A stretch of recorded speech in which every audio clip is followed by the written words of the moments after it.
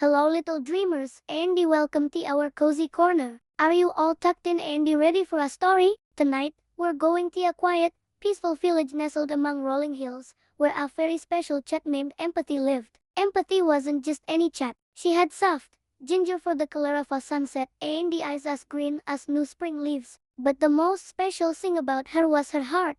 Empathy had a magical ability to feel what others were feeling. If a little bird was sad because it couldn't find its worm, Empathy's whiskers would droop in sympathy. If a puppy was excited about a new ball, Empathy's tail would twitch with shared joy. One sunny afternoon, Empathy was strolling through the village meadow. She saw Benjamin, a little rabbit, sitting all alone under a large oak tree. Benjamin usually loved hopping and playing with his friends, but today, his long ears were floppy. Andy, his little nose wasn't twitching at all. Empathy padded over quietly. Andy sat beside him. She didn't say anything at first. She just sat there.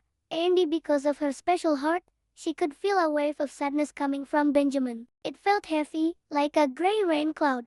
After a moment, she gently nudged his paw. "What's wrong, Benjamin?" she purred softly. Benjamin sighed, a big, shaky sigh for such a small rabbit. "I lost my favorite carrot," he mumbled, his voice trembling. "It was a gift from my grandma. It was the crunchiest, sweetest carrot in the whole wide world, and now it's gone." Empathy could feel the sting of tears in Benjamin's eyes without even seeing them. She imagined how she would feel if she lost her favorite tinkling bell toy. She understood his sadness wasn't just about a carrot. It was about losing something special that held a happy memory. Instead of saying, "It's just a carrot," Empathy sighed, "That sounds heartbreaking. Your grandma's gift must have meant so much to you." She pictured the bright orange carrot, and he could almost taste its sweetness, feeling how special it must have been. Benjamin looked up, surprised. "You understand?" he whispered. "I do," Empathy replied, her green eyes full of kindness. "Let's look for it together. We can retrace your steps from this morning. Where did you hop first?"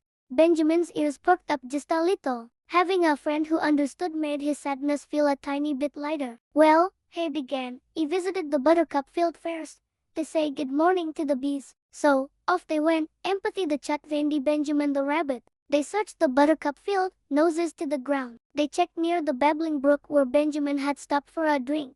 They looked behind the berry bushes where he had played hide and seek, but the carrot was nowhere to be found. Benjamin's shoulders began to slump again. "It's no more use," he sighed. "It's gone forever." But Empathy didn't give up. She felt his disappointment, but she also felt a little spark of hope. "Let's think," she said calmly. "Is there anyone else who might have seen it?" Just then, a wise old owl named Professor Hoot landed on a branch above them. He'd been watching the two friends. "Pardon the interruption," he hooted gently, "but I believe he saw a mischievous little squirrel burying something bright orange near the old stone wall earlier." Their eyes lit up. They hurried over to the stone wall. "Andy, sir," nestled in a small pile of freshly dug earth, was the tip of Benjamin's precious carrot. He dug it out carefully, his heart filled with relief and joy. He hugged the carrot, then he turned and gave Empathy the biggest, warmest rabbit hug she had ever received. "Thank you, Empathy," he chirped happily. "You didn't just help me find my carrot. You made me feel like I wasn't alone." Empathy patted, her heart glowing with warmth. She had learned that understanding someone's feelings and sharing their sadness could help turn it into happiness. As the sun began to set,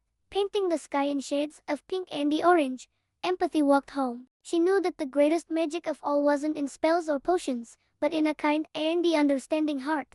And now, my little friends, it's time for you to close your eyes. Let the story of Empathy fill your dreams with kindness and understanding. Sleep tight, and I'll see you in our next story. Good night.